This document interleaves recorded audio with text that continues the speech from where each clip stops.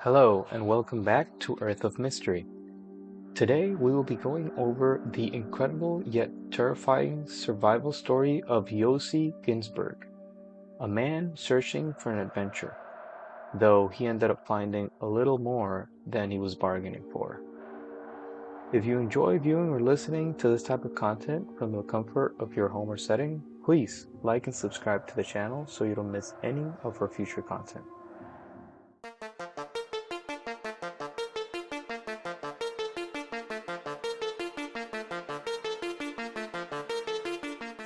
Yossi Ghinsberg was born and raised in a city called Ramat Gan in Israel. As a male in Israel, you must undergo a mandatory military service for which Yossi signed at 18 years of age with the Israeli Navy. He then successfully served 3 years stationed in the Red Sea. Now, Yossi had always had an adventurous spirit within him. So after reading the novel Papillon by Henry Charrier, a novel that details the events of Charrier as an escaped convict from a penal colony in French Guiana, he became fascinated and determined to find Charrier and ask for his blessing to follow in his footsteps. He was going to accomplish this by traveling to the Amazon rainforest. His dream was to explore the uninhabited heart of the Amazon jungle and some of the uncontacted tribes within it. So, after completing his service with the Israeli Navy and several other trips he made to procure additional funds, he was ready to embark to South America to find Charrier. However, by the time he got there, it was too late. Upon arriving, he learned that Charrier had passed away. Undeterred by this, in late 1981, Yossi hitchhiked from Venezuela to Colombia and then to Bolivia. On the route, he met Marcus Stam. Marcus was a primary school teacher from a town called Schaffhausen in Switzerland.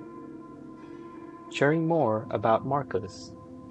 At the time, Marcus was going through a personal crisis as his longtime girlfriend, who had followed him to South America, had just separated from him. Marcus and Yossi became good friends and traveled together to La Paz, Bolivia. Several days after arriving at La Paz, Yossi came across a man called Karl Ruprechter, who was a mysterious Austrian who claimed to be an expert geologist. Karl told Yossi that he was planning an expedition into an uncharted section of the Amazon in Bolivia, in search of gold in the remote indigenous Tacana village.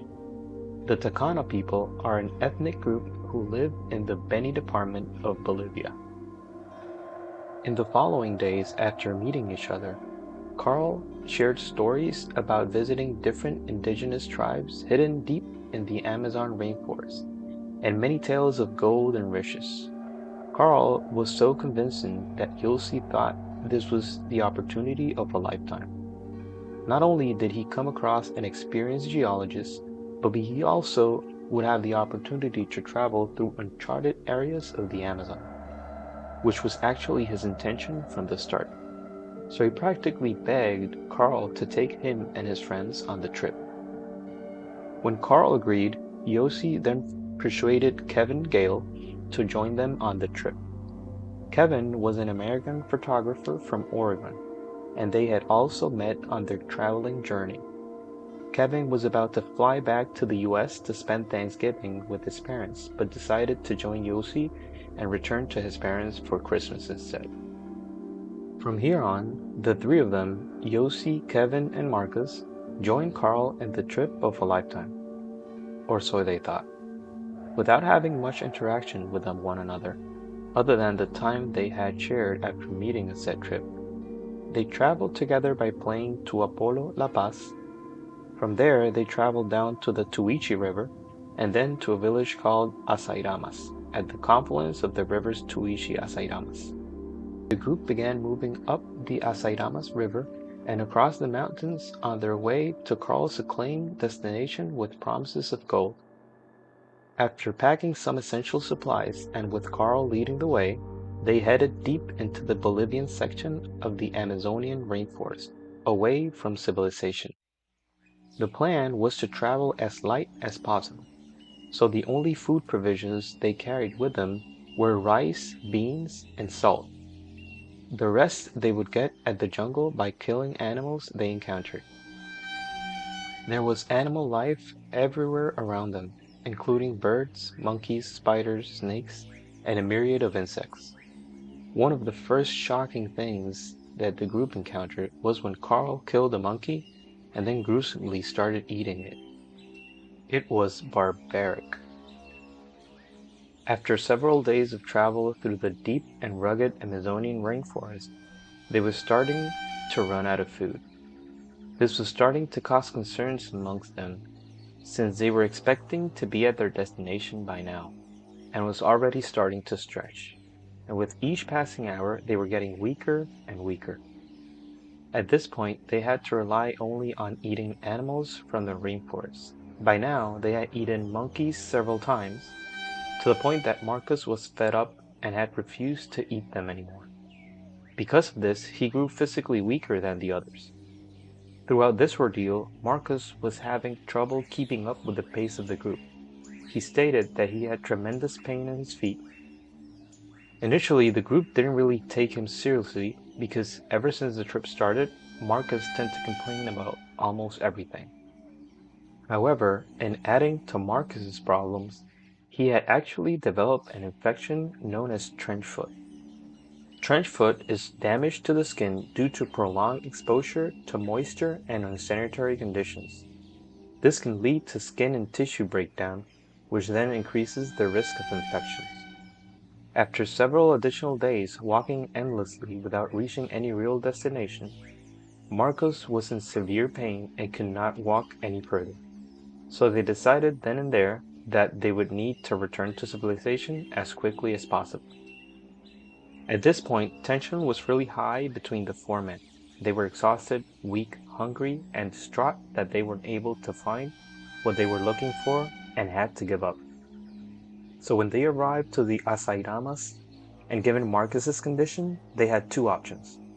Continue walking through the treacherous rainforest at a very slow pace, risking themselves to whatever they may encounter, or create a makeshift raft that can allow them to travel downriver to Rurembacque. Once they got to Rurembacque, they could quickly return to La Paz in Bolivia. Seeing as it would benefit Marcus the most, they chose to build the raft. Once ready, they headed downriver until they arrived at the confluence of rivers Tuichi and Purama. However, that first stretch of the river was a breaking point for the group, since they were constantly fighting, arguing over every decision made, and Kevin and Yossi did not really trust Carl anymore. So, shortly after arriving at that confluence of rivers, Carl told them about a dangerous rapid section through the San Pedro canyons. This was considered a death sentence to anyone that attempted to cross it with a raft. This because there were a series of dangerous rapids, waterfalls, and boulders that made it unsuitable for boating or rafting. Since Carl did not swim, he refused to go any further through the river.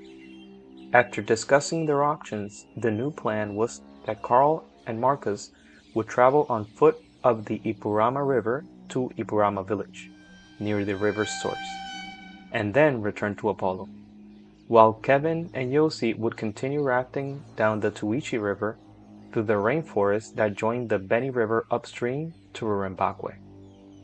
Again, Carl was adamant that the San Pedro Falls were going to be a death sentence, but Kevin and Yossi had set their minds and had planned in continuing through the river and then divert the dangerous rapids through land, build a new raft, and continue along the river. The last thing that the four men did together was agree to meet before Christmas in La Paz, Bolivia, and then they parted ways. Kevin and Yossi prepped up all of their stuff, pushed the raft into the water, and started flowing down the river as planned. For the first few hours, everything went pretty uneventful. However, They had to be on the lookout for the last shoreline before entering the San Pedro Canyon, because again, if they entered the canyon while rafting, they had to commit to being in the river till the end, since this area had steep rock cliffs on both sides and nowhere to really row ashore to. A while later, when they saw the shoreline, they desperately paddled to try and reach it, but the current was just too strong, and they unfortunately missed it. Now, they had no way to turn back and were at the mercy of the river rapids. The river started getting narrow and fast flowing. Kevin and Yossi did all they could to hold on to the raft, and as they raged through the river rapids, suddenly they hit a large rock. Subsequently, both men were thrown into the water and quickly got separated in all the confusion. Kevin was able to swim and grab a hold of a rock and prop himself up. Yossi, on the other hand, had to continue down the river and over the waterfall, struggling to keep afloat, smashing into rocks and fallen trees along the way. Around 30 minutes later, miraculously, the worst of the river rapids was over, and he was able to swim to a nearby riverbank. He lay down and started to process everything that had just happened. He was all alone, hungry, exhausted, and all of this just made him terrified. To his luck, in a sense, while he was near the riverbank, he noticed that the backpack, which had some of their basic items, had washed up to shore, and he was able to retrieve it. These items ended up being essential in his treacherous journey throughout the jungle. Yossi was desperate to reunite with Kevin and spent 4 days traveling up the river in search of him. But soon he came to the realization that he had to continue all alone in the jungle. Kevin, on the other hand, spent 5 days stranded in the jungle, but was then miraculously spotted by a local fisherman who rescued him and took him to civilization. When Kevin regained some strength after the ordeal, and after learning that Yossi, Marcus, and Carl were still lost in the jungle, he visited both the Israeli and Austrian consulate to request help for launching a rescue mission. It was at the Austrian consulate that Kevin learned that Carl was not an expert geologist, he was a criminal wanted by Interpol. Yossi went to spend 3 weeks lost in an uncharted territory of the Amazon jungle without food and with very little supplies. As recounted by Yossi, he was able to feed himself from berries and fruits, foraged eggs from nests, and sometimes waited for monkeys to come down from trees so he could hunt and eat them.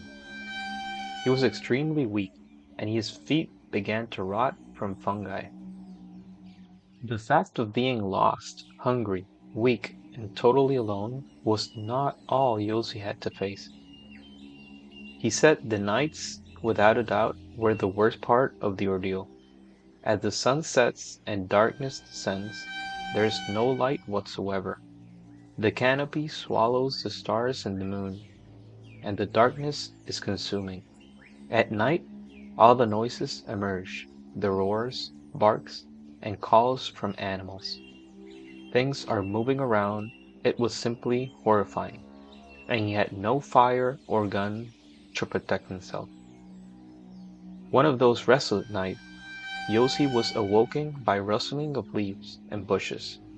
While looking around at the vast darkness that surrounded him, he came face to face with a hungry jaguar.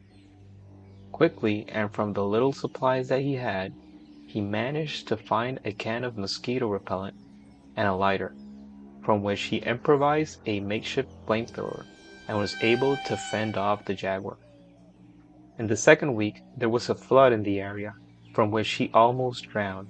He sank into a bog twice. One morning, Yossi woke up to an unusual pain in his forehead, and after checking himself, he found his wound had been infested with burrowing worms, from which he ended up removing 14 of them from within the skin. Another morning, he woke up from excruciating pain from all over his body, only to find that he had laid to sleep during the night on a termite nest. Despite all this, as soon as daylight rose, Yossi continued his journey, hiking day after day in what he hoped was the direction of the nearest civilization. But the pain he had from his rotting feet was unbearable. The flesh was tearing from his feet, and they became so infected that he had barely any skin left on his soles. At this point, every step he took was agonizing, and he just could not take it anymore. He recounted that he dragged himself to a tree full of fire ants, and he shook it on his head. The waves of pain and adrenaline he got from all the bites was in a sense like a relief, since it distracted him from the pain in his feet. On the 17th day, almost at the end of his ordeal, and nearly at his breaking point, a plane flew overhead, but due to the thick canopy of the rainforest, he was unable to see them, and they were unable to see him. He could only just listen to the plane sound getting farther and farther, and that surge of hope that he got of being rescued just broke him even more. He started sobbing and contemplating suicide, just to be done with his misery and suffering already. However, when he looked up through the trees, he was able to see a young girl. To Yossi, the young girl appeared to be lost. From this, Yossi received a jolt of strength, because now it was not only him lost in the jungle, but there was also this young girl which he felt he had to protect. For the next 2 days, this girl accompanied him. Yossi built a small campsite and set up a bed for her to sleep on. Despite all the communication that Yossi made with her, she never really communicated anything back to him. And on the second night of Yossi and this girl finding each other, just like that, she vanished. As Yossi recounts, he tried to hug her, but then he realized there was nobody there. Yossi took a step back and was really freaking out because he came to the realization that he was losing his sanity. At the same time that Yossi was battling through this ordeal and at the brink of death, Kevin was desperately looking for help to set up a rescue mission. However, at this point, the authorities simply thought that Yossi, Marcus, and Carl had to be dead, given all the time that had passed with them lost in the jungle. So they really refused to continue in the search. Despite this, Kevin did not give up, and with the help of local indigenous tribes, they organized a search and rescue mission led by an experienced local called Abelardo Tico Tudela. Not long before this search was called off, the boat was going through the river again in search of Yossi, and Yossi, barely clinging to life, heard the faint noise of an engine, and walked in the direction of the sound, and amazingly ran into Kevin near the riverbank. At last, after 3 days of searching and close to the search being called off, and Yossi after being 3 weeks lost in the jungle, finally, he had been rescued. Following this, Yossi spent 3 months recovering in the hospital from his extensive wounds, trauma, and massive weight loss. Now, on the other hand, despite attempts by several search and rescue missions involving both Kevin, Yossi, and local indigenous tribe, Marcus and Carl were never seen or heard from again. There was also no evidence or signs of campfires, disturbed vegetation, or human remains. Many theories started to emerge, such as Marcus' mother believing that her son may have been living down in Peru. However, Yossi desperately tried searching for him with no success. What do you all think? Could Carl have left Marcus to meet his own fate due to his trench foot? Or as a criminal, could he have vanished further into the Bolivian jungle to evade justice? Or maybe both succumbed to the treacherous rainforest? To this day, more than 40 years later, what happened to Marcus and Carl remains an utter mystery. Now, this story does not end here. To add to the positive side of all this, 10 years after his harrowing ordeal, Yossi returned to the jungle that almost killed him to seek out the tribesmen that aided Kevin in his rescue efforts. The tribe is called the Takana Quechua people. He ended up staying with them for around 3 years, from 1992 to 1995, a time which they used to build a fully solar-powered Ecolodge named Chalalan. To this day, the Ecolodge is still thriving and going strong. Since then, Yossi has lived and worked in the United States and Australia as a tech entrepreneur and motivational speaker. He has been married 3 times and has 4 children. Yossi authored a book about his traumatic experience in the Amazon. It was released in 2015 and it is called Jungle, a harrowing true story of survival in the Amazon. They also made a movie about it in 2017. It is called Jungle. Please see the description below for additional information, and I strongly encourage you to check them out. If you are still here, many thanks for watching, and again, please like and subscribe to the channel so you don't miss any of our future content. As you can see, this channel is just starting out, so please feel free to comment below with any suggestions or recommendations that you may have. I hope to see you at the next one.